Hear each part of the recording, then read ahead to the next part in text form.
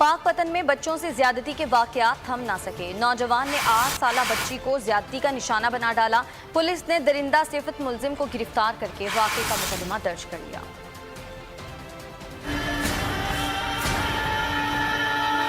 काशिफ वल जाकर इसने 8 साला बच्ची से ज्यादती की है।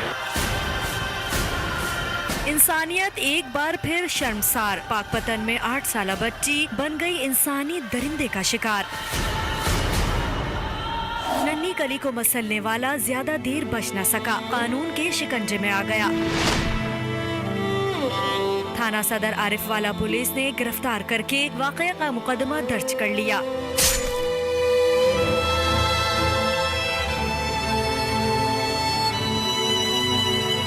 SHO शाहिद भट्टा का कहना है कि मुलजिम काशिफ ने 3 रोज पहले बच्ची को ज्यादती का निशाना बनाया। घर वालों को डराता धमकाता भी रहा।